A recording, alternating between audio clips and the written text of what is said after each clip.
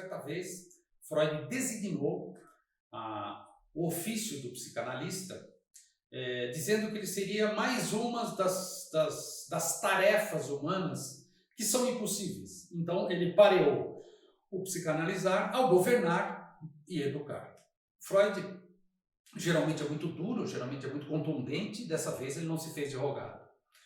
Ele disse claramente que aquele que se aventurasse nesse ofício de psicanalizar, bem como governar e educar, essas três profissões têm algo em comum. De antemão você já sabe que vai chegar em resultados insatisfatórios.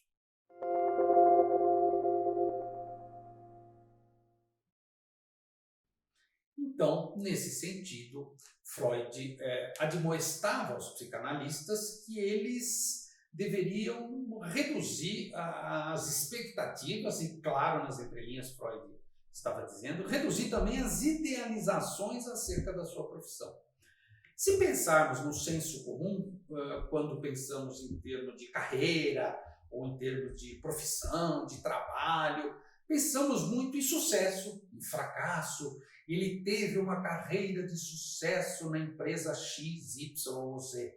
Isso não vale para a psicanálise. Primeiro, porque não se pode pensar em carreira de psicanalista. Preferimos utilizar o termo percurso de um psicanalista. Desde quando começou, desde quando se apaixonou pela psicanálise, que é um muito comum, provavelmente até o fim de seus dias. Psicanalista raramente se aposenta. É muito difícil encontrarmos psicanalistas aposentados, porque é uma profissão que, de alguma maneira, atravessa tão profundamente a existência de uma pessoa que ela, no fundo, tem muito prazer com o que faz. É uma profissão fascinante, ainda que impossível. Mas, para que ela seja, de alguma maneira, positiva para aquele que pratica, é necessário uma certa mudança de posição subjetiva frente ao próprio fazer psicanalítico. E é nesse ponto que eu gostaria de iniciar uma reflexão. Pois bem, certa vez a filha de Freud, Anna Freud, pergunta a Freud o que seria, afinal, uma pessoa feliz, porque o seu pai havia estudado a alma humana durante 60 anos, e Freud vira para um lado, vira para o outro a cabeça e diz: filha, é aquele que pode amar e trabalhar. Em alemão nós dizemos Lust und Arbeiten, porque Freud falava alemão, e Lust und Arbeiten não necessariamente significa amar e trabalhar, mas sim no sentido de desejo, no sentido de desfrutar, no sentido de prazer, e do outro lado, no sentido de realizar, não necessariamente um trabalho remunerado, como usualmente pensamos quando ouvimos a palavra trabalho, mas sim no sentido de realização, no sentido de potência. Então, essa expressão de Freud no Brasil ficou popularizada como amar e trabalhar, e eu gostaria de falar um pouco do trabalho agora em relação à profissão impossível, mas também de maneira indireta falar do amor. Afinal, de alguma maneira, quando alguém tem muito prazer no que faz, essa pessoa comumente diz: eu amo o que eu faço. Olha que interessante, uma relação de trabalho, uma relação que deve ser absolutamente pragmática, é calcada por uma relação de amor endereçada a esse objeto. Ou seja, quando trabalhamos com psicanálise, amamos e trabalhamos. No fundo, movimentamos a nossa libido. O primeiro aspecto que eu gostaria de destacar na relação com a profissão impossível é preciso deixar para trás, é preciso, quase como uma cobra que troca a pele, abandonar os ideais anteriores. Primeiro deles, o ideal da família. Toda família espera que seus filhos tenham essa ou aquela profissão, seja feliz ou infeliz no trabalho, ganhe muito dinheiro, seja reconhecido. Isso não vale para a psicanálise. A família, primeiro, nem consegue compreender o que é ser psicanalista. A família nem consegue compreender como se dá uma análise. Por exemplo, quando explicamos para a nossa família que fazemos supervisão, que temos que pagar, os familiares dizem: mas você já não se formou, você já não estudou na universidade, por que você tem que pagar para alguém? Você não sabe o suficiente? Ou seja, é uma relação tão subjetiva e, ao mesmo tempo, tão íntima à comunidade psicanalítica que nós esperamos que todas as pessoas compreendam. E a grande verdade é que apenas uma pequena parte, talvez eu chamo de um público interno da psicanálise, consiga compreender o que acontece e, aliás, consigam compreender até a própria psicanálise como um ofício, como uma atividade, não como uma profissão classicamente. Entretanto, no Brasil, na Receita Federal, no momento da declaração do imposto de renda, o psicanalista ele encontra um número, numa definição, no catálogo de opções, ou seja, você acha para fazer sua declaração de psicanalista, de psicólogo, de psicoterapeuta, de psiquiatra. Interessante pensar nisso. A psicanálise, mesmo não sendo uma profissão regulamentada, por exemplo, não existe uma graduação em psicanálise, é curioso, porque na hora de você declarar o seu imposto de renda, o governo aceita claramente a prática psicanalítica. Então, na verdade, Freud inventa um novo fazer. Inventa uma nova atividade que, claro, ele se baseou na sua prática médica, no sentido de uma consulta de 1 hora, daquele valor que equivaleria aqui ao nosso país a consulta particular. Enfim, isso foi se sedimentando. Hoje é uma prática reconhecida, uma prática liberal de consultório, ainda que muitos colegas exerçam com dignidade práticas inspiradas ou muito similares ao modelo liberal de consultório, dentro de instituições de saúde, dentro de outros ambientes de saúde, como hospitais, por exemplo, enfim, uma dimensão igualmente importante. Entretanto, a relação do psicanalista com a profissão impossível, ela também precisa ser pensada por uma outra maneira. É comum no Brasil o sujeito dizer o nome da empresa.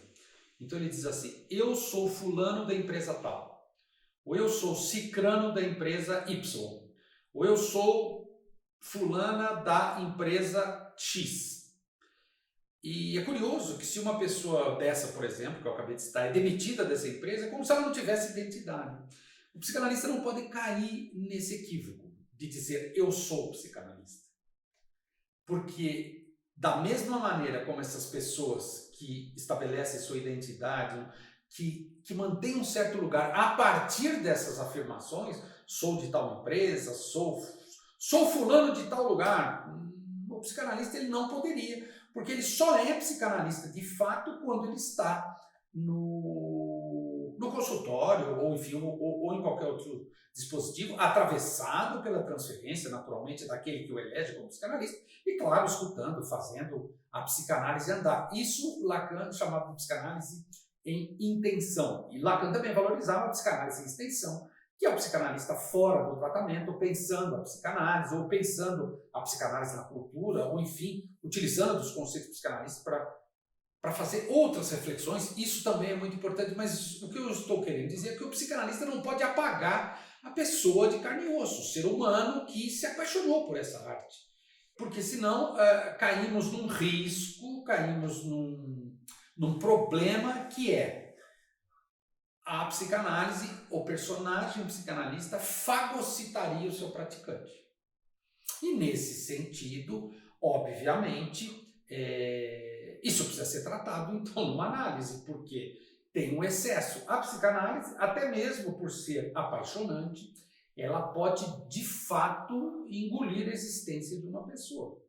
Isso é um tema pouco tratado na comunidade psicanalítica. Talvez uma pesquisa bem aprofundada com os familiares de psicanalistas, maridos, esposas, filhos, mãe, pai, eventualmente, talvez revele algumas coisas insalubres dessa profissão impossível.